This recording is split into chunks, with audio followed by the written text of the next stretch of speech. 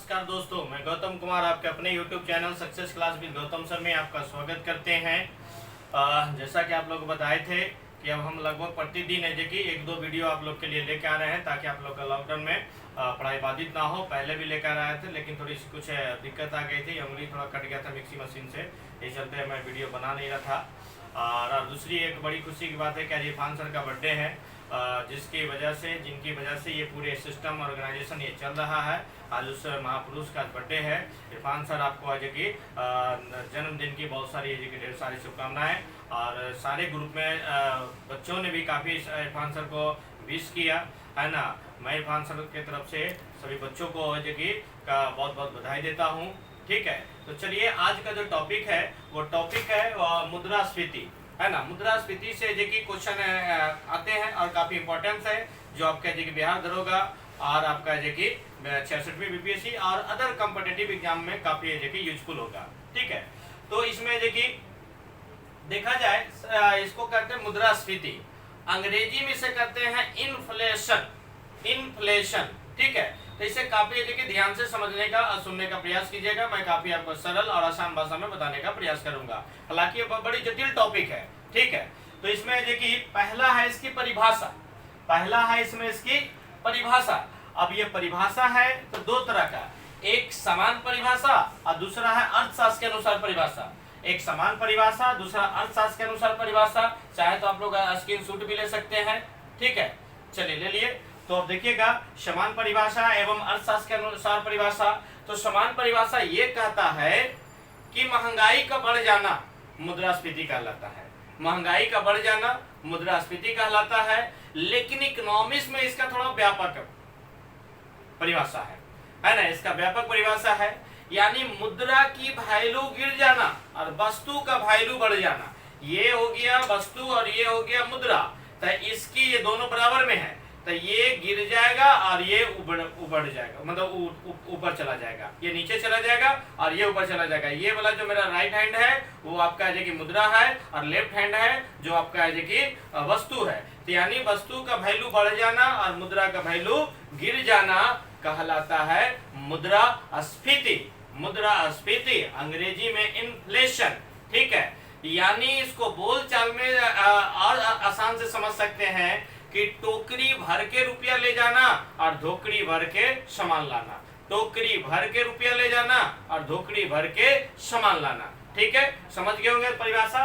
अब देखिए ये कितने प्रकार का होता है मुद्रास्फीति, कितने प्रकार का होता है। मुद्रास्फीति दो प्रकार का होता है, एक लागत जनित, दूसरा मांग जनित। लागत जनित, दूसरा मांग जनित। अब लागत जनित क्या होता है, तो लागत जनित होता है कि वस्तुओं के उत्पादन में लागत बढ़ जाने से जो वस्तु का मूल्य बढ़ता है तो उसे लागत जनित कहते हैं, है ना। जैसे ये मार्कर कहीं बनता होगा तो ये मार्कर का प्लास्टिक आ रहा है, तो मान लीजिए पहले प्लास्टिक देता होगा 20 रुपए केजी और अभी आपका दे रहा है 30 रुपए केजी, तो ये लागत इसका बढ़ गया, है ना। इंक इसमें डालता होगा तो इंक है जो कि आपका मान लीजिए 100 रुपये लीटर दे रहा होगा, अब इंक है जो कि 200 रुपये लीटर हो गया, तो इसकी लागत बढ़ गया। ठीक है, तो रैपिंग इसका करना, पैकिंग इसका करना, पहले मजदूर को जो कि 400 रुपया दहाड़ी देता था, अब 800 रुपया 600 रुपया दहाड़ी देना पड़ रहा है। ठीक है, तो ये लागत बढ़ जाने से जो वस्तु का मूल्य बढ़ता है उसे लागत जनित कहते हैं, लेकिन इसे रोका नहीं जा सकता है।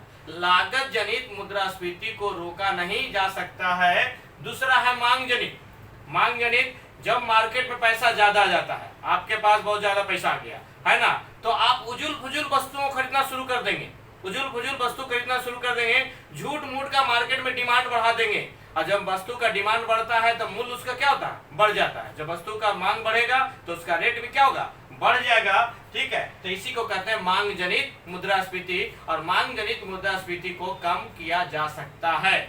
मांग जनित मुद्रास्फीति को कम किया जा सकता है। सरकार और आरबीआई इसके लिए नियम बनाती है, जो आगे देखेंगे। ठीक है, फिर अब मुद्रास्फीति से किस किस पर प्रभाव होता है, कौन कौन प्रभावित होता है, क्या प्रभाव पड़ता है। तो सबसे पहला है बेरोजगारी बढ़ती है। सबसे पहला है बेरोजगारी बढ़ती है। दूसरा क्रय शक्ति में वृद्धि होती है, खरीदने की क्षमता में वृद्धि होती है। महंगाई बढ़ती है ना, महंगाई बढ़ती है। फिर है सार्वजनिक ऋण में वृद्धि होती है, सार्वजनिक ऋण में वृद्धि होती है, और सार्वजनिक व्यय में वृद्धि होती है। सार्वजनिक व्यय में यानी सरकारी खर्च में वृद्धि होती है। ठीक है, फिर आपका है कि इससे मुद्रास्फीति से कौन कौन वर्ग लाभान्वित होंगे, लाभान्वित वर्ग, यानी मुद्रास्फीति से कौन कौन वर्ग लाभान्वित होंगे। तो सबसे पहला वर्ग होगा लाभान्वित ऋणी, है ना। ऋणी यानी जो कर्जा लेने वाला, इसको लेनदार देनदार भी कहा जाता है। अब ऋणी में जो कर्जा लेता है उसको ऋणी कहते हैं, जो कर्जा देता है उसको ऋणदाता कहते हैं, है ना। लेने वाला को अंग्रेजी में क्रेडिटर कहते हैं, देने वाला को डेब्टर कहते हैं, देने वाला को देनदार कहते हैं, लेने वाला को लेनदार कहते हैं। लेनदार देनदार करके ऐसे का ऑप्शन दे देता है ना, क्वेश्चन ऊपर से निकल जाता है, ठीक है। लेकिन आप लोग ऐसे कि घबराइएगा नहीं, ठीक है। लेनदार मतलब कर्जा लेने वाला यानी ऋणी, देनदार मतलब कर्जा देने वाला यानी ऋणदाता यानी डेबिटर, ठीक है। तो ऋणी यानी आज से आपका देखिए 10 साल पहले कोई आपका मित्र 5,000 रुपया लिया, ठीक है। अब आपको लौटाएगा तो 5,000 लौटाएगा। लेकिन आप सोचिए 10 साल पहले जो 5,000 की वैल्यू थी, अब क्या वैल्यू रहेगा, नहीं रहेगा, है ना। तो ये आपका देखिए घाटा लगा आपको, ठीक है। तो ऋणी फायदा हो जाता है और दाता घाटा में चला जाता है। कृषक में आप देखेंगे कि जो आपका है देखिए फसल उपजाया किसान, अब किसान ने फसल उपजाया तो फसल उपजाने के बाद आप देखेंगे कि जो सस्ते दर पे फसल किसान उपजाया था उस समय तो रेट कम थे, लेकिन अब जो है रेट बढ़ गया है तो वो तो बढ़े हुए रेट में बेचेगा, है ना। तो किसान भी लाभान्वित होगा। दूसरा है व्यापारी, सबसे ज्यादा लाभान्वित होता है व्यापारी। ये भी क्वेश्चन आपका देगा कि सबसे ज्यादा कौन है, 4-5 ऑप्शन दे करके उसमें कह देगा सबसे ज्यादा लाभान्वित कौन वर्ग होता है। तो व्यापारी ने जिस वस्तु पे सामान खरीदा था, है ना, अब वो रेट बढ़ गया तो बढ़ा के ही बेचेगा, वो पुराने रेट में थोड़ा बेचेगा। जैसे मैंने देखिए, है ना, आपका देखिए कोई व्यापारी है वो 100 बोरा देखिए प्याज लिया, 100 बोरा प्याज लिया। अब वो प्याज है कि आपका 1,000 रुपये पैकेट लिया था, अब वो पैकेट है कि बढ़ के 1,400 रुपये हो गया, है ना। 1,400 रुपये पैकेट हो गया तो अब वो तो बढ़े हुए रेट में, उसने खरीदा था 1,000 में, लेकिन अब है कि रेट बढ़ गया है तो अब 1,400 रुपये में ही बेचेगा, ठीक है। तो व्यापारी होगा। उद्योगपति जो सामान बनाया था, अब सामान बनाया तो उस समय सस्ते रेट था, लेकिन अब रेट बढ़ गया तो बढ़े हुए रेट में बेचेगा। जैसे अभी लॉकडाउन है, कोरोना बीमारी है, तो कोरोना में मास्क, सैनिटाइजर, है ना, डिटॉल, ठीक है, ये सब का है कि काफी डिमांड बढ़ गया है। तो बताइए जो मास्क का व्यापारी करता था तो उसमें मास्क तो काफी सस्ते मिल रहा था, लेकिन अभी देखेंगे N95 जो मास्क है वो आपका 1,000 2,000 तक के वो मास्क बिके हैं, ठीक है।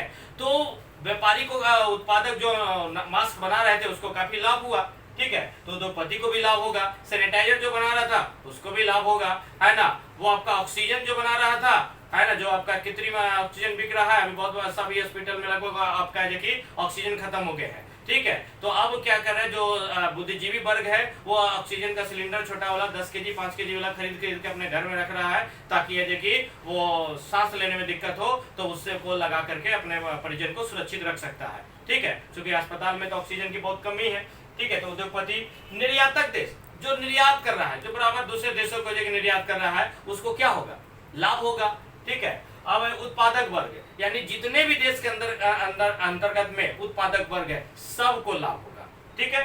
फिर आपका हानि किसको होगा, तो पहला हानि होगा ऋणदाता को, ऋण देने वाला को। दूसरा हानि होगा निश्चित आय वाले की, जिसकी निश्चित सैलरी है ना, जिसकी निश्चित सैलरी जैसे 8,000 10,000 15,000 20,000 है ना, तो उसको देखिए ये आपका होगा, ठीक है। फिर आपका उपभोक्ता को देखिए हानि होगा। मान लिया देखिए पहले आपका देखिए प्याज आपका देखिए 20 रुपए केजी खरीदा था, अब प्याज उसको 30 रुपए केजी मिलेगा, 25 रुपए केजी मिलेगा, तो उपभोक्ता को हानि होगा, ठीक है। अब इसके रोकने के क्या उपाय है, ठीक है। तो मुद्रास्फीति के रोकने के जो उपाय है उसको मुद्रा अपस्फीति कहते हैं।